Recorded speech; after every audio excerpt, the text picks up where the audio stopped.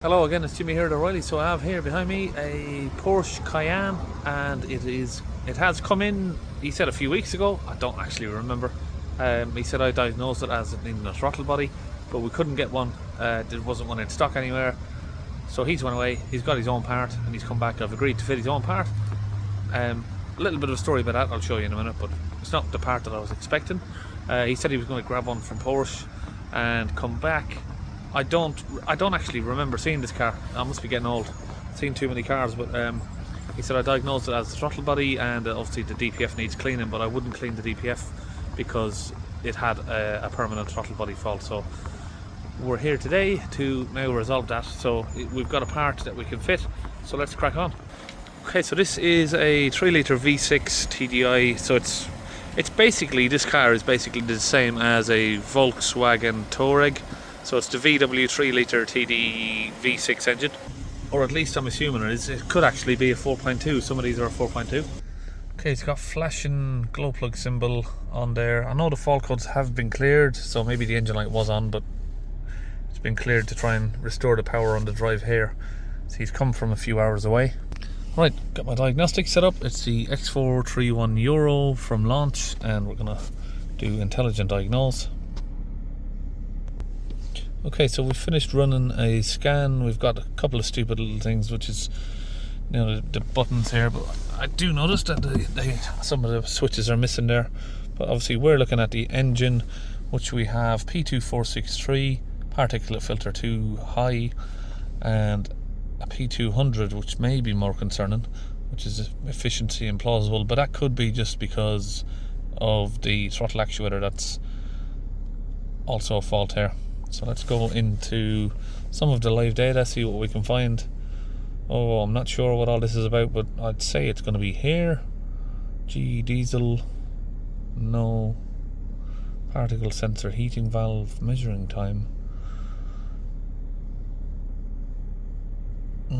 Porsche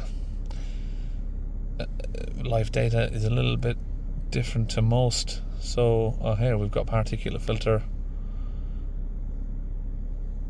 See what, let's just select everything. It's all a bit, they make everything look a little bit complicated with all these long words. Can we change that to grams? There we go. Grams of soot, 43. Load limit, 123, sorry. Diesel soot mass load limit in there currently 62.3 grams.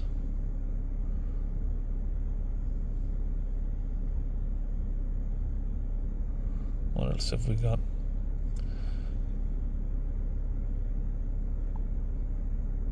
Alright, so for the actual throttle actuator, or the throttle body, we will, I don't know where to find it on here actually, so let's just go and have a physical look at it.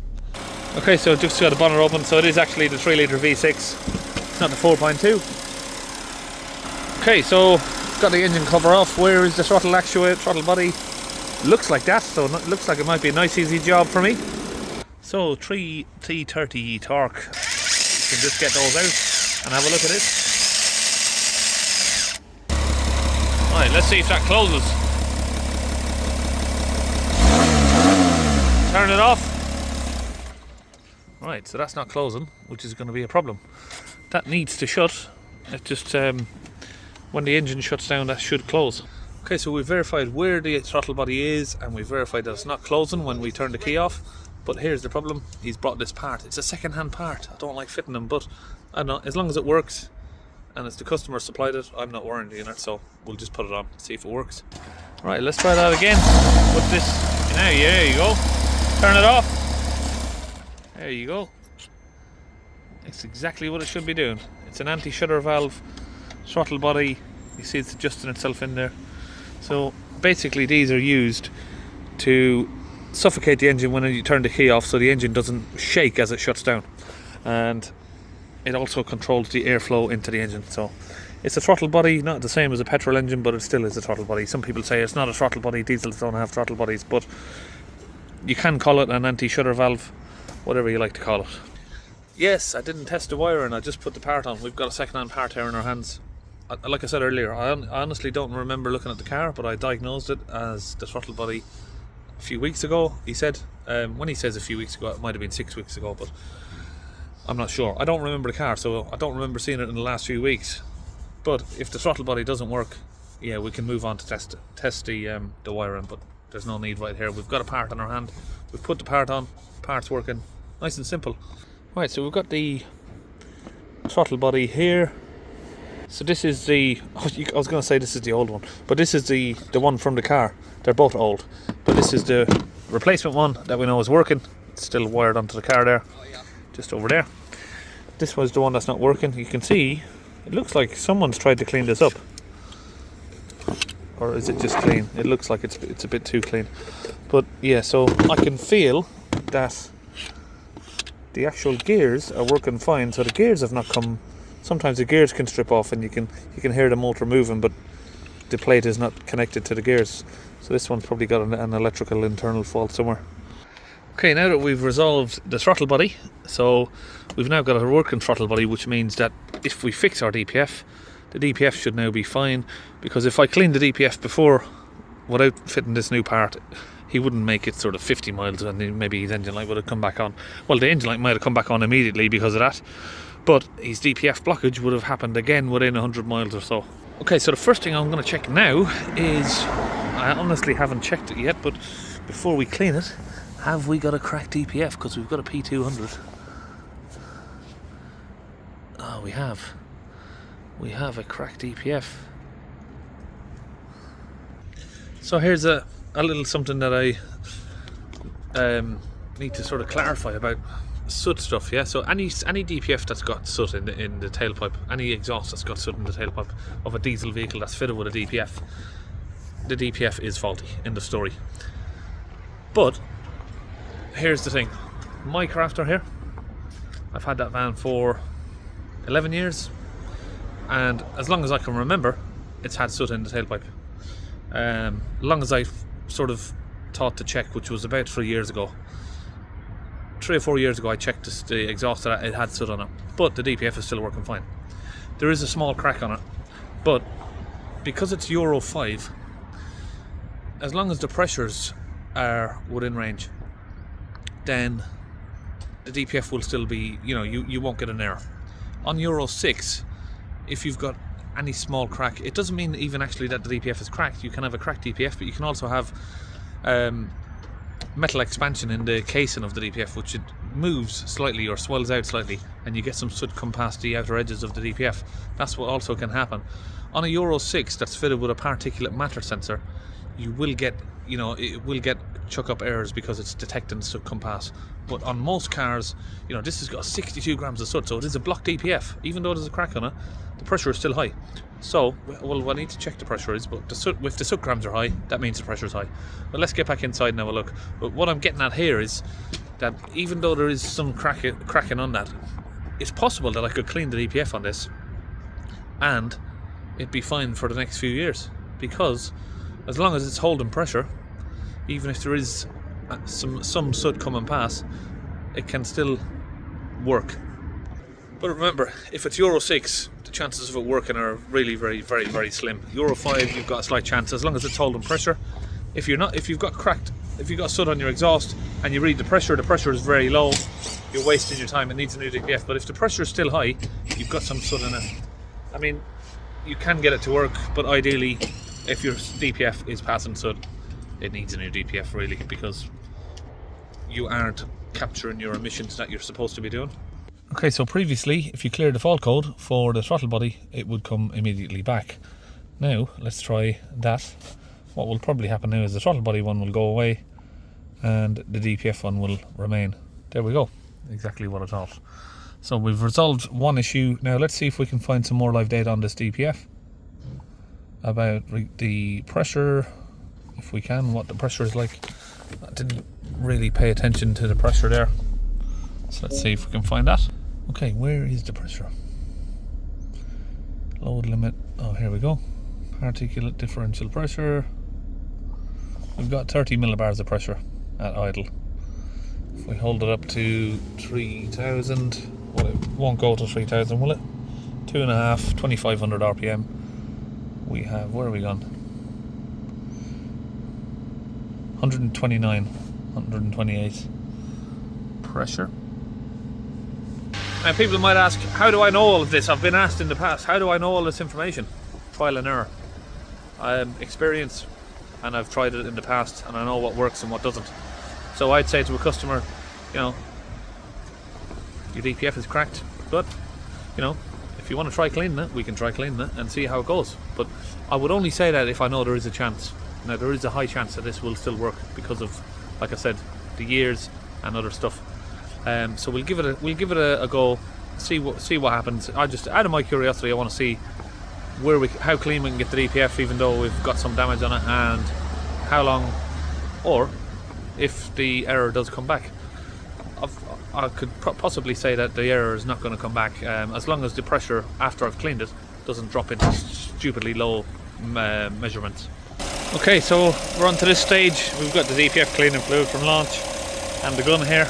We're going to get that connected to the pressure sensor, which is over at the back of the engine there, and just over there.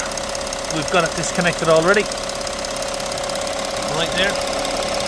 So just having a look over this car, it is actually a Euro 6, this one, even though it's a 2015. But particulate matter sensors weren't really fitted until the first time I started seeing them was around sort of 2019, I think, maybe 2020.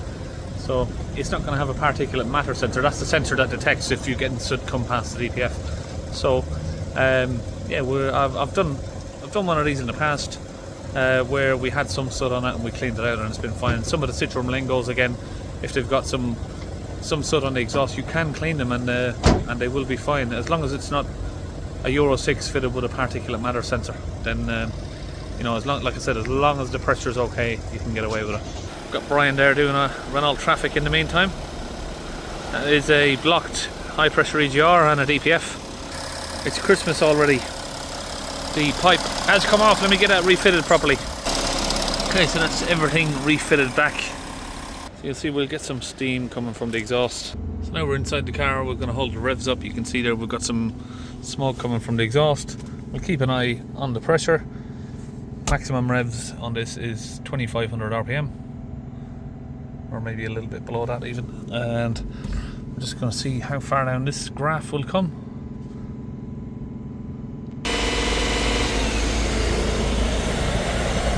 Get it where we've got no sun glare there. We're down to sort of 65 so far, which is in an acceptable range now. 62, 61, and we're at 60, 59, 57. Let's let that idle down, see where we are so far.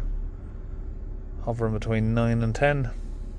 Okay, so now we're in a safe range. What I'm going to do is come back out here, and we need to get all of these values reset for the DPF, just so we can get the light to clear. Otherwise this light will not stop flashing. So this grams of soot now, we need to get that reset. The way to do that is to come into special functions normally. Sometimes on VW you have to go through guided functions. What we need to do is really tell her it's got a new DPF. Sometimes the option is within here. We don't actually want to do regen, no, so it's just allowing me to do that. Let me come back completely and see if we've got guided functions up here. No. Let's have a look at the common special functions. Again, we've just got DPF regen.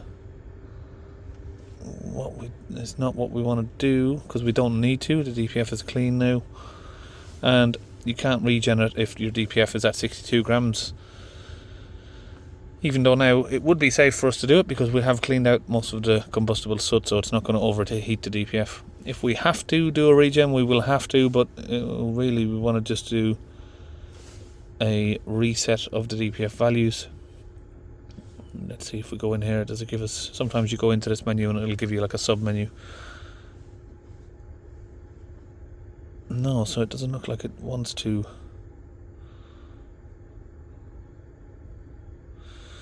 Were the causes remedied?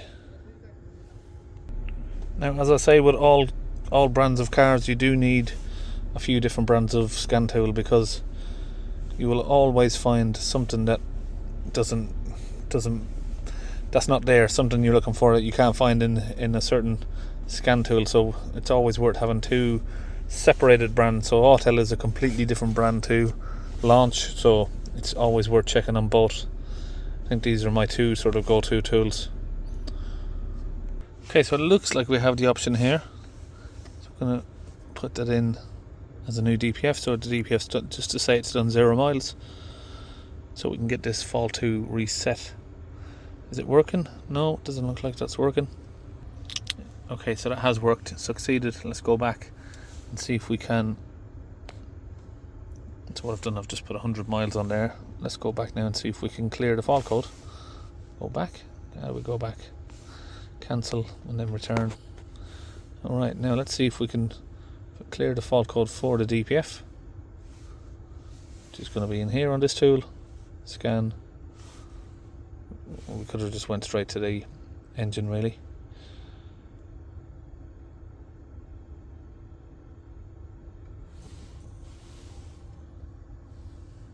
It's a little bit slow, this Autel.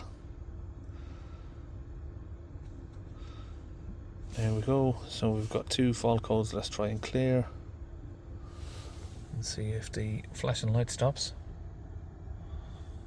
It's still erasing.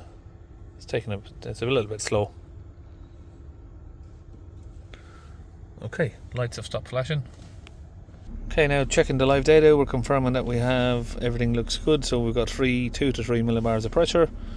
Well, it's hovering between 2 to 5, and then we have our pressures there. Where is our actual soot loading now that we have? These are just the limits, you know, limit 1, limit 2, limit 3. Yeah, so here's the soot, which is reset to 0 grams. So we're going to take it now on a test drive. Okay, so I'm going to talk about some of these numbers that I'm looking at on live data here.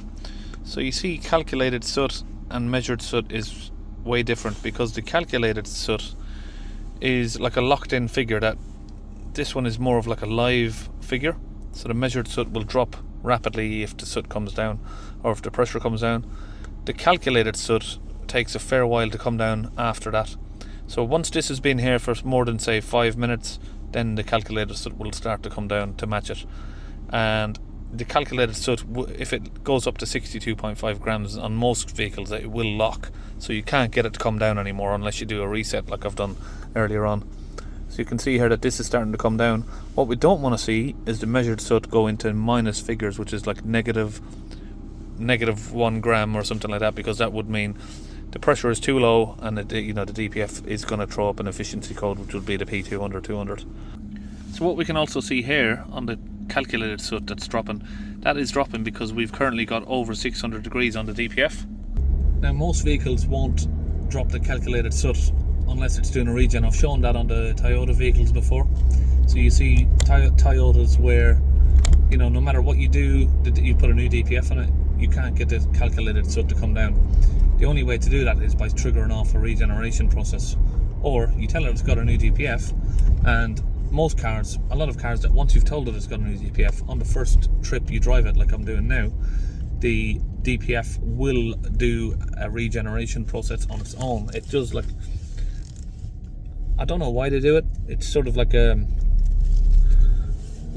pre-test, I suppose, just to make sure that, you know, the new DPF you fit it on is able to reach temperature and it's able to do what it should do.